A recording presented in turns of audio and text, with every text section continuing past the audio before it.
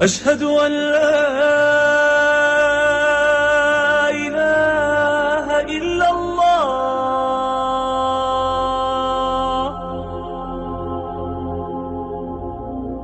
أشهد أن محمدا رسول الله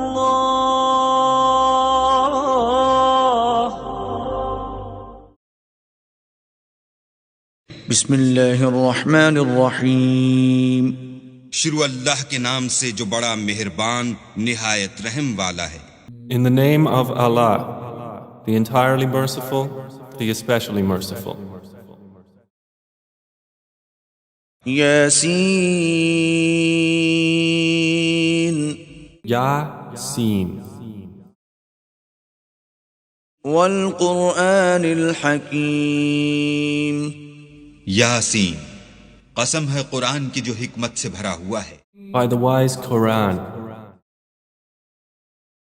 انک لمن المرسلین اے محمد صلی اللہ علیہ وآلہ وسلم، بے شک تم پیغمبروں میں سے ہو۔ indeed you, O Muhammad, are from among the messengers, علی صراط مستقیم سیدھے رستے پر۔ on a straight path.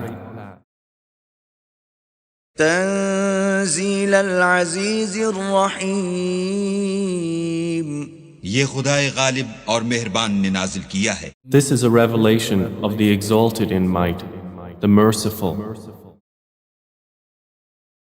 لتنذر قوما ما انذر آباؤهم فهم غافلون تاکہ تم ان لوگوں کو جن کے باپ دادا کو متنبع نہیں کیا گیا تھا متنبع کر دو، وہ غفلت میں پڑے ہوئے ہیں۔ that you may warn a people whose forefathers were not warned, so they are unaware. لقد حق القول على أكثرهم فهم لا يؤمنون ان میں سے اکثر پر اللہ کی بات پوری ہو چکی ہے، سو وہ ایمان نہیں لائیں گے۔ Already the word has come into effect upon most of them, so they do not believe.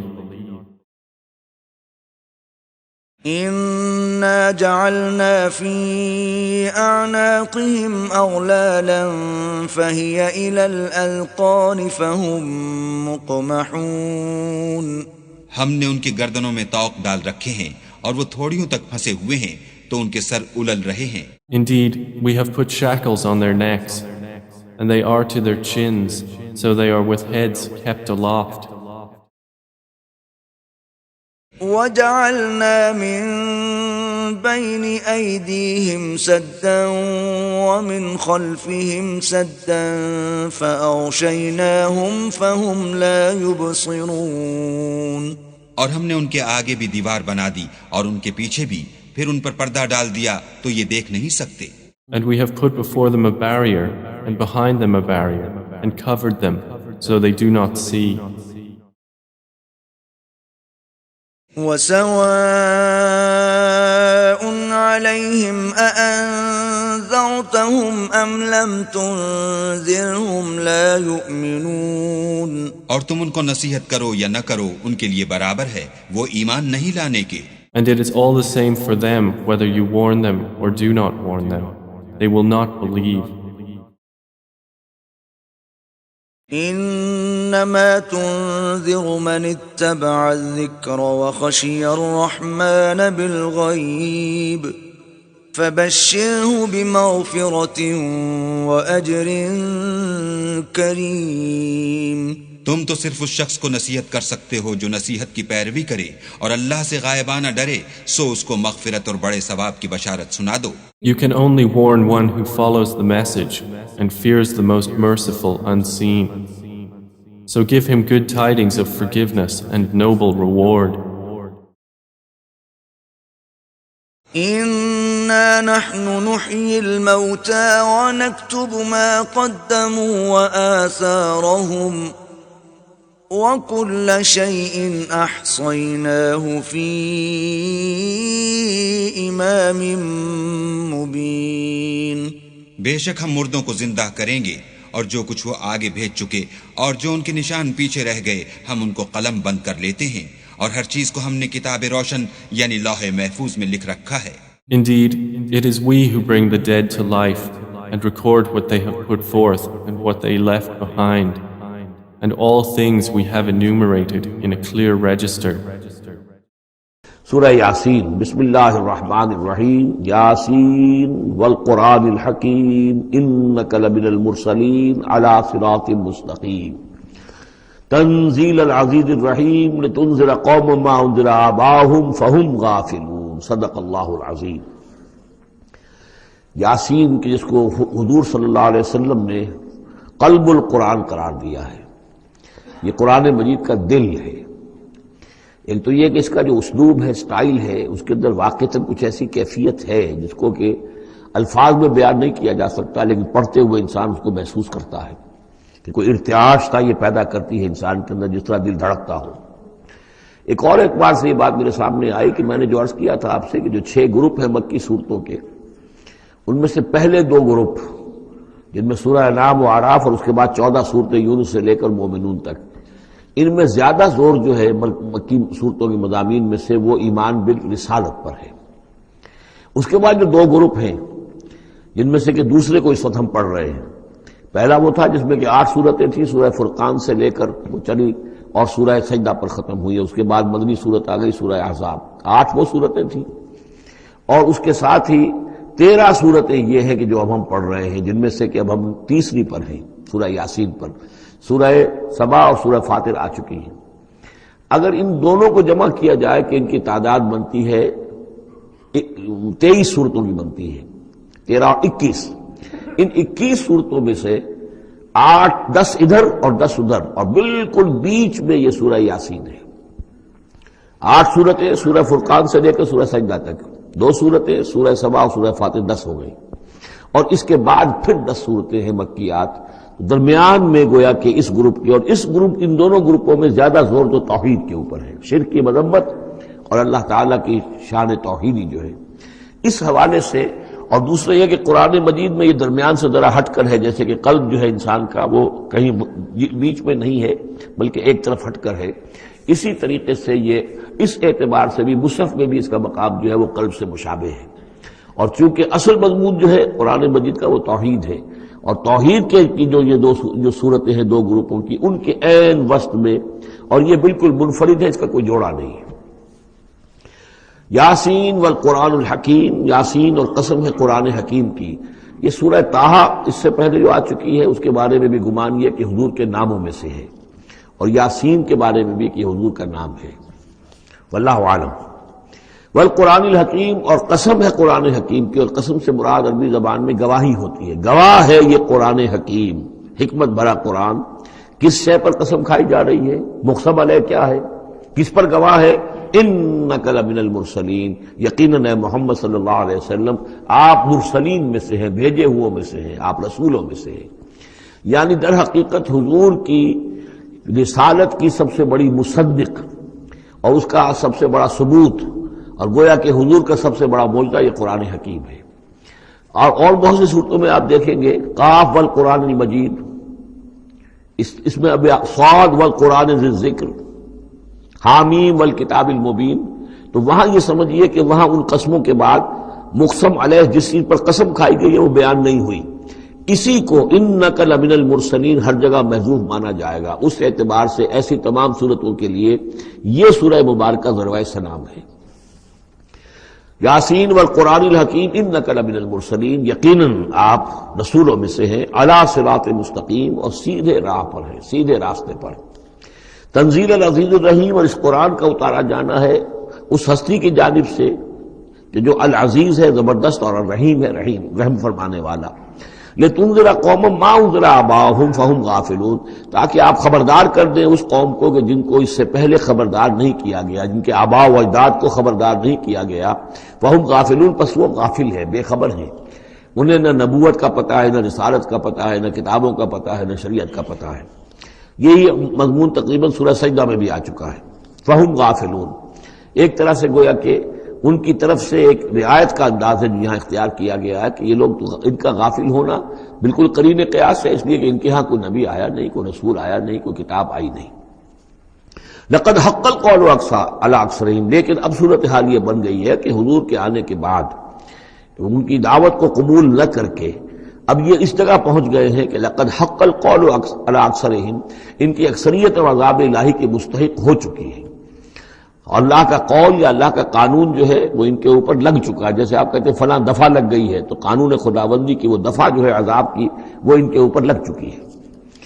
لقد حق القول علی اکثرہم فہم لا یؤمنون، تو اب وہ ایمان نہیں لائیں گے۔ انا جعلنا فی اعناقہم اغلال، ہم نے ان کی گردنوں کے اندر طوق ڈال دیے ہیں، فہی الی الاذقان، اور وہ طوق جو ہے ان کی تھوڑیوں تک ہیں، فہم مقمحون، جس کی وجہ سے ان کی گردنیں الل رہی ہیں، اونچی ہو گئی ہیں۔ یعنی انسان سامنے دیکھے تو اسے کچھ نظر آئے گا، لیکن ان کے طوق ایسے ڈال دیے گئے ہیں کہ ان تھوڑیوں کو اوپر کر دیا ہے انہوں نے، جس کی وجہ سے ان کی نگاہیں جو ہے وہ ادھر ہو گئی ہیں، تو اب ان کو نظر نہیں آ رہا۔ وجعلنا من بین ایدیہم سدا، ہم نے ان کے سامنے بھی دیواریں حائل کر دی ہیں، ومن خلفہم، اور ان کے پیچھے بھی۔ یہ مضمون اس سے پہلے اس کے بعد بھی آئے گا اس سورہ مبارکہ میں، تو سمجھ لیجئے اس کی تعبیر یہی ہے کہ انسان کے سامنے وہ سب کچھ ہے جو آیات ہیں، آیات آفاقی، ان فی خلق السماوات والارض واختلاف اللیل والنہار، یہ ہمارے آنکھوں کے سامنے ہیں، یہ ساری آیات یہ سامنے ہیں۔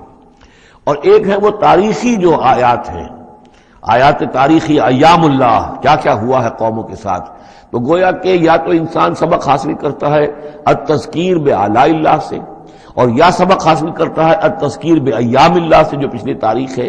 لیکن یہ وہ بدبخت ہیں کہ ان کی آنکھوں کے اوپر سامنے بھی ان کے جو ہے وہ دیوار حائل ہو چکی ہے کہ اس دنیا کے اندر جو نشانیاں اللہ کی ان کو نہیں دیکھ پا رہے، اور ان کے پیچھے بھی دیوار حائل ہو چکی ہے کہ ماضی کی تاریخ سے بھی یہ کوئی سبق حاصل نہیں کر پا رہے۔ وجعلنا من بین ایدیہم سدا ومن خلفہم سدا فاغشیناہم، تو ہم نے ان کو ڈھانپ دیا ہے، فہم لا یبصرون، اب وہ دیکھ نہیں سکتے۔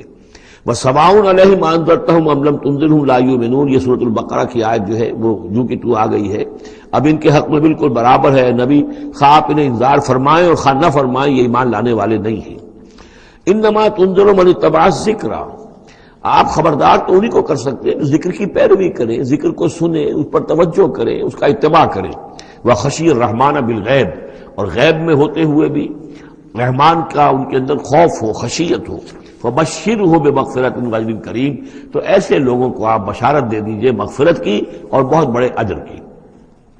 اِنَّا نَحْنُ نُحْيِي الْمَوْتَىٰ وَنَكْتُبُ مَا قَدَّمُوا وَآثَارَهُمْ، یقیناً ہم ہی ہیں کہ جو زندہ کریں گے مردوں کو۔ اِنَّا نَحْنُ نُحْيِي الْمَوْتَىٰ وَنَكْتُبُ، اور ہم لکھ رہے ہیں مَا قَدَّمُوا، جو کچھ کہ انہوں نے آگے بھیجا، یعنی انسان مرنے سے پہلے اپنی زندگی میں جو اعمال بھیج رہا ہے، جو اس کے اعمال نامے میں درج ہو رہے ہیں، جو کریڈٹ اور ڈیبٹ ہو رہا ہے۔ وآثارہم، اور اپنے پیچھے جو وہ اثرات چھوڑ گئے ہیں، کسی نے کوئی کسی نیک کام کا آغاز کیا ہے تو اب ظاہر بات ہے اس کے بعد اس کام کا تسلسل ہے، تو اس کام کا اجر و ثواب اس کے حساب میں لکھا جاتا رہے گا جب تک کہ وہ نیک کام دنیا میں جاری رہے گا۔ اسی طرح کسی نے کسی بے حیائی کے کام کا آغاز کیا ہے، کسی نے کوئی اور اسی طرح کی شرارت جو ہے وہ شروع کی ہے، تو جہاں تک یہ شرارت دنیا میں رہے گی اس کے اثرات جہاں تک پہنچیں گے تو اس کے حساب میں جو ہے اس کا جرم جو ہے اس کے ہاں بھی لکھا جاتا رہے گا۔ تو نکتب ما قدموا وآثارہم، ہم لکھ رہے ہیں جو کچھ انہوں نے آگے بھیج دیا ہے وہ بھی، اور جو ان کے آثار ہیں جو یہ پیچھے چھوڑ کر آئیں گے اثرات اپنے اعمال کے، چاہے وہ اعمال بد ہیں یا نیک، ہم لکھ رہے ہیں۔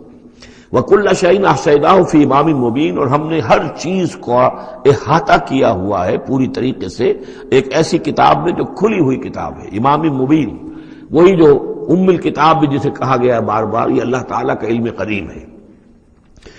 یہ کہانیاں معلوم ہوتی ہیں، انہونی باتیں معلوم ہوتی ہیں، لیکن چونکہ یہ پوری تاریخ ہے، یہ کوئی 5-6 ہزار سال پرانی بات نہیں ہے۔ 1400 برس کیا ہوتے ہیں انسانی تاریخ کے اندر؟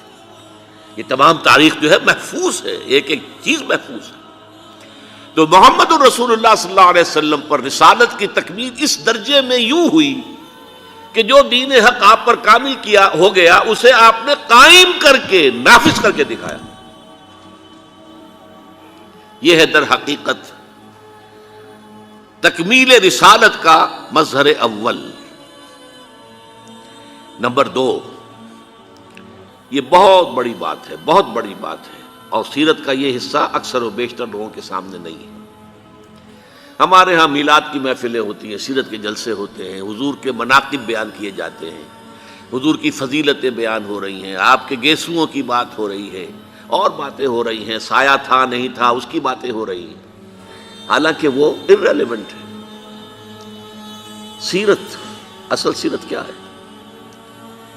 حضور نے اللہ کے دین کو قائم کرنے کی جد و جہد خالص ہیومن لیول پر کی ہے، ہیومن لیول پر۔ اس میں معجزات کا عمل دخل نہ ہونے کے برابر ہے۔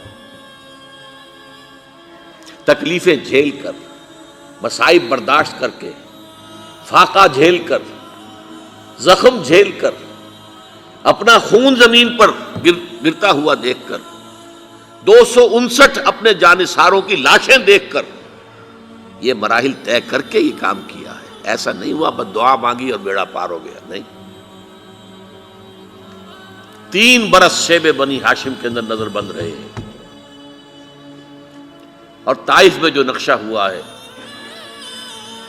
رسوا سر بازارے آشوق ستمگارے، اس راہ میں جو سب پہ گزرتی ہے سو گزری، تنہا پس زندہ کبھی رسوا سر بازار۔ طائف میں کیا ہوا ہے؟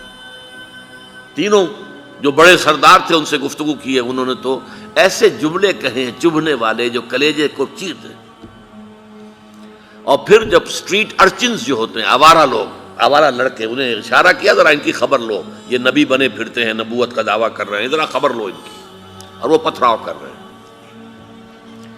ساتھ صرف ایک ہے، حضرت زید ابن حارثہ، وہ سامنے سے آ کر روک بنتے ہیں، ڈھال بنتے ہیں، تو وہ پیچھے سے پتھر آ رہے ہیں، وہ پیچھے کی طرف سے جاتے ہیں تو آگے سے پتھر آ رہے ہیں۔ جسم لہو لہان ہو گیا ہے، جسم کا خون بہہ کر جا کر جوتیوں میں جم گیا ہے، غشی سی تاری ہوئی ہے، تھک کر بیٹھ گئے ہیں تو 2 گنڈے آئے ہیں، ایک نے اس بغل میں ہاتھ ڈالا، ایک نے اس بغل میں ہاتھ ڈالا، اٹھو جاؤ۔ یہ نقشہ ہے، محمد عربی ہیں، سید المرسلین، محبوب رب العالمین، سید الاولین والآخرین، اور یہ نقشہ ہے، یہ ہے سیرت۔ یہ کوئی بیان نہیں کرتا، کوئی بیان نہیں کرتا۔ اس تکلیف کا جو پھر جو نقشہ نکلا ہے کہ پھر جو حضور کے قلب کی گہرائیوں سے جو دعا نکلی ہے، واقعہ یہ ہے کہ کلیجہ شک ہوتا ہے اسے پڑھتے ہوئے۔ جب وہاں سے نکل کے باہر آ گئے ہیں اور ایک باغ میں تھوڑی سی دیر کے لیے سستانے کو ٹھہر گئے، وہاں آپ کے اب دعا کی ہے، مناجات کی ہے۔ اللہم الیک اشکو ضعف قوتی وقلت حیلتی وہوانی علی الناس۔ اے اللہ تیری جناب میں فریاد لے کر آیا ہوں اپنے وسائل اور طاقت کی کمی کا، اور لوگوں کے سامنے جو رسوائی ہو رہی ہے اس کا۔ کہاں جاؤں، کس سے فریاد کروں؟ تیری ہی جناب میں فریاد لے کر آیا۔ الی من تکلنی، مجھے کس کے حوالے کر دیا ہے؟ الی بعید یتجہمنی اور الی عدو ملکت امری، کیا دشمن کے حوالے مجھے کر دیا جو چاہے کر گزرے؟ ذرا اندازہ کیجئے کہاں سے یہ الفاظ نکل رہے ہیں۔ لیکن پھر یہ فریاد جو ہے اس کا ٹرن کیا ہے؟ ان لم یکن علی غضبک فلا ابالی، پروردگار اگر تو ناراض نہیں ہے تو مجھے کوئی پرواہ نہیں، سر تسلیم خم ہے جو مزاج یار۔